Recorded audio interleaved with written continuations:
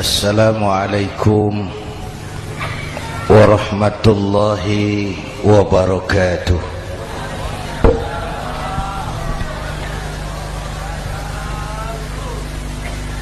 Alhamdulillahi wa kafa, wassalatu wassalamu ala sayyidina Muhammadin al-Mustafa wa ala alihi wa ashabihi ahli sidki wal wafa, amma ba'd. Para ulama, para habaib, para masyayikh yang saya muliakan, yang terhormat Bapak Kapolres dan Bapak Dandim, Sahibul Bait, segenap keluarga besar Pondok Pesantren Raudhatul Muta'allimin Al-Aziziyah, bapak-bapak, ibu-ibu, hadirin hadirat ma'asyiral muslimin yang saya cintai. Saya bersyukur dapat menghadiri haflah Maulidin Nabiil Karim, dan saya bangga dan terharu dengan keberadaan Pondok Pesantren Raudhatul Muta'allimin Al-Aziziyah ini. Sekarang ini banyak orang bisa memberi contoh,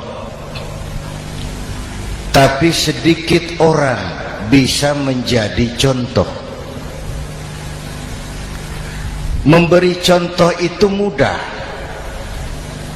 tapi menjadi contoh itu yang sulit. Oleh karena itu, pada kesempatan ini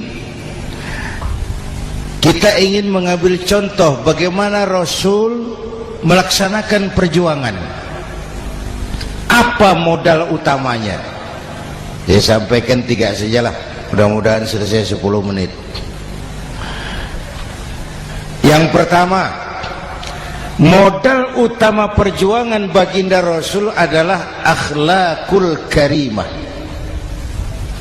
Memperbaiki akhlak dengan akhlak. Oleh karena itu, Suramadu sudah selesai. Dari dan ke Madura jadi lebih mudah. Bahkan Madura akan jadi daerah industri. Tetapi yang kita ingin, Madura tetaplah Madura. Akhlak tidak boleh berubah. Zaman boleh berubah, akhlak tidak. Masa boleh berganti, tapi keyakinan tidak boleh mati. Nah, soalnya adalah kepada siapa kita harus berakhlak? Kita itu kan harus berakhlak kepada 2. Kita harus berakhlak pertama kepada Allah. Ini yang terpenting. 13 tahun Rasul berjuang di Mekah hanya memperbaiki akhlak kepada Allah, menanamkan tauhid, meluruskan akidah, membangun keyakinan. 13 tahun di Mekah itu, dengan perhitungan kalau fondasi kuat, bangunan aman. Kalau fondasi melenceng, bangunan bengkok. Kalau fondasi rapuh, bangunan runtuh. Bangunan bagaimana fondasinya, orang hidup bagaimana imannya. Kekuasaan dan jabatan baru ada manfaatnya kalau dipegang tangan orang beriman. Kalau tidak, yang muncul Fir'aun. Harta baru terasa manfaatnya kalau dipegang tangan orang beriman. Itulah sebabnya bangsa kita ini bukan cuma perlu orang pintar, kita perlu orang benar. Bahkan di masyarakat lebih baik benar tidak terlalu pintar ketimbang pintar tapi tidak benar.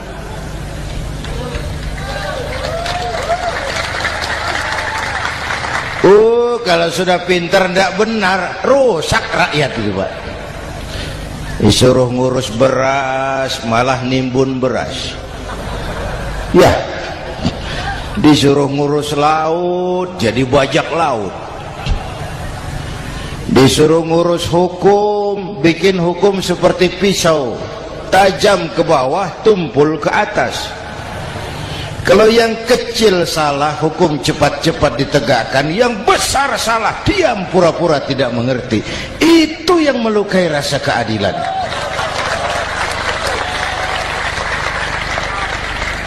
Mulai dari akhlak kepada Allah. Bagaimana cara berakhlak kepada Allah? Caranya dua. Pertama, jangan menyekutukannya dengan sesuatu pun. Yang kedua, jangan menyembah kecuali hanya kepadanya. Itu akhlak kepada Allah. Konsisten, disiplin. Saya bersaksi tiada Tuhan selain Allah, maka saya tidak akan menyembah kecuali hanya kepada Allah. Saya tidak akan takut kecuali hanya kepada Allah. Saya tidak akan minta tolong kecuali hanya kepada Allah. Saya tidak akan melarikan persoalan kecuali hanya kepada Allah. Saya bersaksi Nabi Muhammad utusan Allah, Nabi terakhir. Tidak ada Nabi sesudah Nabi Muhammad. Harga mati, titik. Disiplin. Ada yang mengaku jadi Nabi, wajib tidak percaya. Disiplin. Sekarang ini kan bangsa kita disiplinnya lemah. Korupsi agak sulit diberantas karena pejabat kita takut atasan tapi nggak takut Tuhan.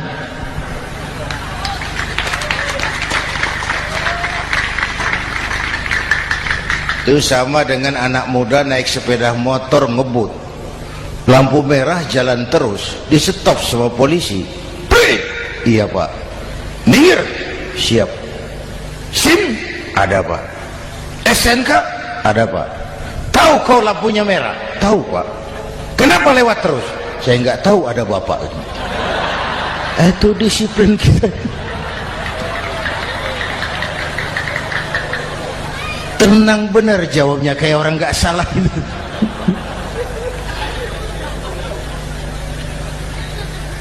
Iman.